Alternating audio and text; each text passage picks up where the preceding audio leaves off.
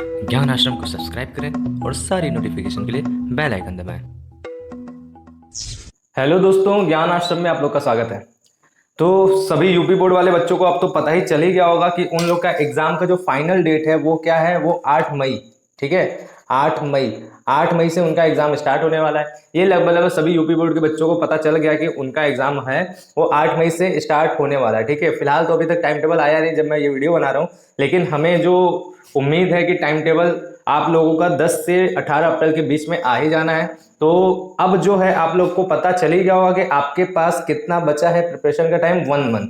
तो आज मैं आप लोग को बताने जा रहा हूं कि 1 मंथ स्टडी प्लान क्या होगा। ठीक है, एक महीने में हम किस प्रकार से अपनी पढ़ाई स्टार्ट रखें, किस प्रकार से अपनी पढ़ाई करें कि हम लोग का जो है प्रिपरेशन ऐसा हो कि हम मैक्सिमम से मैक्सिमम मार्क्स गेन कर सके। तो जो बच्चे अभी तक कुछ भी नहीं पढ़े हैं, जिन्हें जो है पास होना है, अच्छे तरीके से पास होना है, उनके लिए मैं ये बात करना चाहता हूं कि वो इस प्लान को अगर फॉलो करेंगे तो जरूर से जरूर वो बढ़िया से बढ़िया नंबर से पास हो जाएंगे और बहुत ही अच्छे तरीके से उनका मार्क्स बढ़ेगा। जितना वो पहले अर्न करते थे उससे ज्यादा वो अर्न कर लेंगे। ठीक है, तो बात होता है कैसे हम एक महीने में अपने स्टडी को इफेक्टिव बना लें, सबसे बढ़िया बना लें, बेहतरीन कर लें। ठीक है, तो इसके लिए क्या करना होता है, हम लोगों को अपने पास एक नोट्स रखना चाहिए। ठीक है, लर्निंग का आज हम मेथड बताएंगे। ठीक है, रिवीजन का थोड़ा सा तरीका बताएंगे और उसी के अंदर ये सारे पॉइंट्स कवर करेंगे। ठीक है, तो यहाँ पर सबसे पहले अगर हम बात करें नोट्स के बारे में, तो नोट्स बहुत टाइप्स के होते हैं। सबसे पहला तो अपना खुद का नोट्स होता है जो हम अपने हैंड राइटिंग में बनाते हैं, खुद बनाते हैं। दूसरा होता है अदर नोट्स जो हमें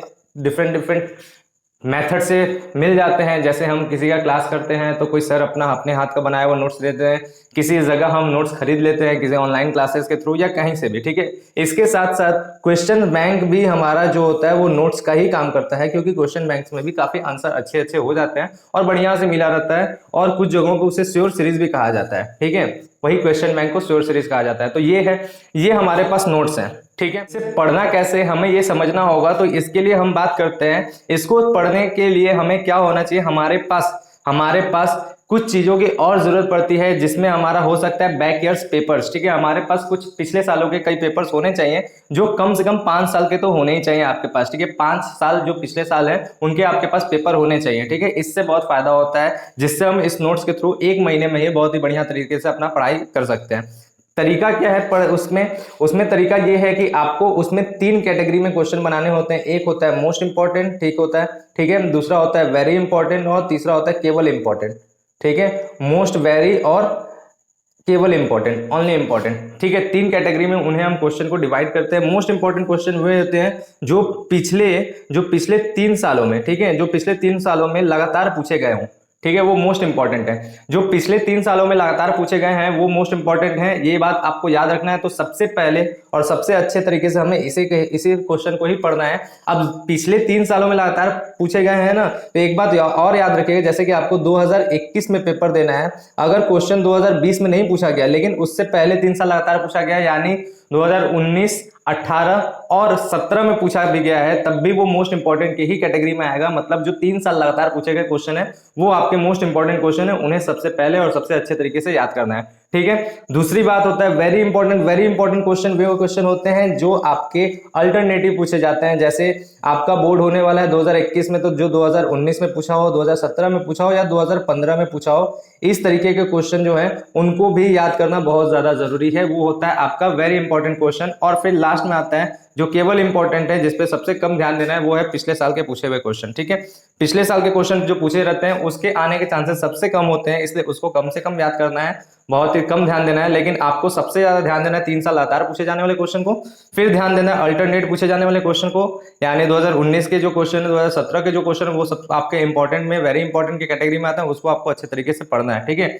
इतना पढ़ने से आपका क्या होगा, बहुत ही बढ़िया तरीके से तैयार हो जाएगा। अब बात आता है लर्निंग कैसे किया जाए, याद कैसे किया जाए। तो ठीक है, तो याद करने का तरीका ये होता है कि आपको अपने लिए टाइम निकालना चाहिए। आपको खुद के लिए टाइम निकाल करके अपने जो सब्जेक्ट है जिसमें आपका सबसे ज्यादा मन लगता है उसको सबसे पहले पढ़ना है, और उसका कुछ भाग आपको बचा के रख लेना है जिसको आप बाद में पढ़ें।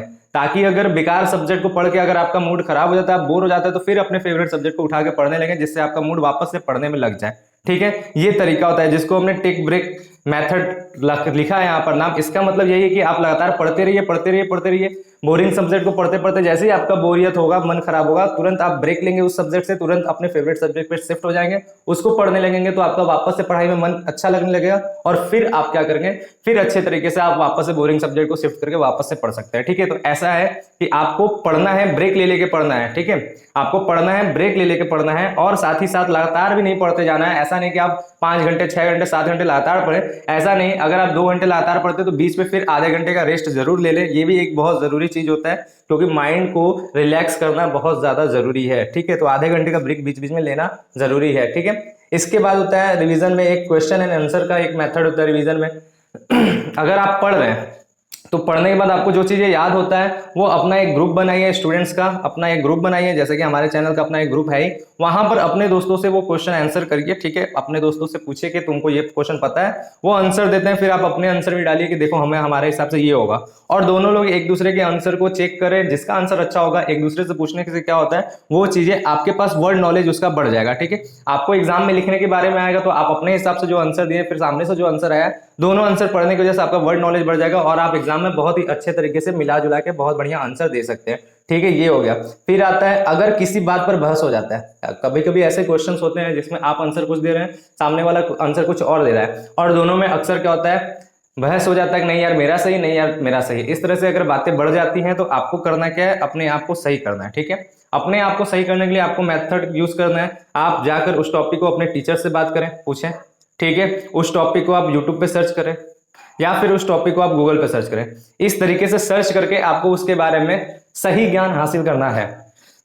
सही ज्ञान हासिल करना है। ठीक है, क्योंकि बिना सही ज्ञान हासिल किए आप जो बहस कर रहे हैं केवल बिना ज्ञान सही तरीके से हासिल किए, तो वो भी गलत है। आपको उस चीज का एकदम डीपली और करेक्ट आंसर पता करना है, और फिर लास्ट में डीप स्टडी। हालांकि 1 महीने में कोई डीप स्टडी नहीं हो सकता है, इसीलिए ये मेथड केवल और केवल जीनियस बच्चों के लिए। जो भी जीनियस बच्चे हैं वो क्या करते हैं, अपने सब्जेक्ट का डीप स्टडी जरूर रखें। ठीक है, इससे क्या होता है कि आप जो जीनियस बच्चे हैं वो 80-90% तक लाने के चांसेस होते हैं। तो उन्हें क्या है, उन्हें इसी 1 महीने में अपने स्टडी को जो पहले से पढ़ चुके हैं, क्योंकि वो पढ़े रहते हैं, उनके दिमाग में बहुत सी चीज रहता है, तो उसे डीपली और पढ़ने का कोशिश करें ताकि एग्जाम में बेहतर से बेहतर वो लिख सके। ठीक है, तो डीप स्टडी का मेथड कुछ खास नहीं है, केवल उनके लिए है जो पहले से ही पढ़ने में काफी तेज हैं, काफी अच्छे हैं। वो अपने चीजों को रिवीजन करते समय, क्योंकि उन्हें दोबारा से पढ़ने की कोई जरूरत नहीं, तो वो अपने चीजों को रिवीजन करते समय क्या करें, उसको डीपली देखें। और डीपली देखने का मतलब केवल क्या है, जितना पढ़ाया गया, जितना टीचर्स पढ़ाए बस उसी पे डिपेंड मत रहिए, बल्कि उससे रिलेटेड और भी चीजें खोज कर पढ़ निकालिए, जिससे क्या हो, आपको सभी तरह की चीजों का नॉलेज हो। ठीक है, आपने कोई भी चैप्टर पढ़ा है, जैसे आपने शेयर को पढ़ा है, तो शेयर्स के बारे में आपने क्या क्या जाना है उसको डीपली समझिए। शेयर क्या होता है, कैसे होता है, क्या क्या होता है, अपने बुक से, अदर अन्य बुक से भी, ताकि पता चल जाए कि शेयर्स के बारे में अगर कोई भी क्वेश्चन हो आपसे छूटे ना, वो इंपॉर्टेंट हो या फिर हार्ड क्वेश्चन हो, आपसे छूटे ना, आप पूरी तरह से उसको डीपली स्टडी कर लें। ठीक है, वो कहाँ से करेंगे, तो उसके लिए भी आपको गूगल का सहारा लेना पड़ सकता है, अदर्स कई बुक्स को पढ़ना पड़ सकता है। आपके पास जो बुक है वो बुक पढ़िए, उसके साथ साथ कोई और बुक है तो उससे भी पढ़ सकते हैं। ठीक है, लेकिन ध्यान देना है कि गलत नहीं पढ़ना है, सही चीजों को ही खोज खोज के पढ़ते रहना है। तो ये हो गया, बात क्लियर हुआ। तो ये हो गया हमारा 1 महीने में कैसे पढ़ा जाता है, इसके ऊपर बात। इन सब के अलावा एक और चीज अगर बात किया जाए तो हम बोलते हैं क्या, कि आपको ऑब्जेक्टिव क्वेश्चन जितने होते हैं, आपको अपने ऑब्जेक्टिव क्वेश्चंस इसको लर्न करने की बिल्कुल जरूरत नहीं है। ठीक है, इसको लर्न नहीं करना है, कोई भी ऑब्जेक्टिव क्वेश्चन को आपको लर्न नहीं करना है इस 1 महीना के अंदर। इसे पढ़ने का सही समय होता है एग्जाम आने से 10 दिन पहले। ठीक है, 10 दिन पहले, एग्जाम आने से 10 दिन पहले, अगर 8 मई को एग्जाम है तो आपको इसे पढ़ना है 28 अप्रैल के बाद से। 28 अप्रैल के बाद से सभी सब्जेक्ट के लिए 1 दिन का समय दीजिए और रिवाइज कर लीजिए ऑब्जेक्टिव को। केवल रिवाइज करेंगे, क्यों रिवाइज करेंगे, और एक तरह से ऑब्जेक्टिव आपका प्रैक्टिस सेट हो जाएगा। वो पढ़ने की बात नहीं, वो याद करने की बात नहीं, वो प्रैक्टिस सेट हो जाएगा। क्योंकि जैसे ही आप ये सारी चीजों को पढ़ लेंगे, जैसा हमने बताया है, जैसे ही आप इन सारी चीजों को पढ़ लेंगे, आपका मैक्सिमम ऑब्जेक्टिव जो होगा खुद पर खुद तैयार रहेगा, और आप उस तरह से ऑब्जेक्टिव से अपना प्रैक्टिस सेट बना करके आप खुद समझ सकते हैं कि आपको कितना तैयार हो गया, आपको कितना आ रहा है। तो ऑब्जेक्टिव आपको याद नहीं करना है, ऑब्जेक्टिव आपको प्रैक्टिस करना है, ये बात भी आपको रखना है। ठीक है, तो ये हो गया पूरी तरह से बात कि 1 महीने में आपको किस तरीके से पढ़ना है। अगर आप इस तरह से बात पढ़ते हैं तो एकदम यकीन मानिए कि आपका जो परसेंट होगा वो बहुत ही ज्यादा अच्छा होगा। ठीक है, अगर ये वीडियो आप लोग को पसंद आया तो आप चैनल को जरूर से जरूर सब्सक्राइब करें और वीडियो को ज्यादा से ज्यादा लोगों तक शेयर भी करें, ताकि और भी लोग अपनी पढ़ाई को अच्छे तरीके से कर सकें। Thank you. अच्छा सुनो, चैनल को सब्सक्राइब करो, उसके बाद घंटी बजा देना ताकि अगली वीडियो आपसे मिस ना हो पाए। Thank you.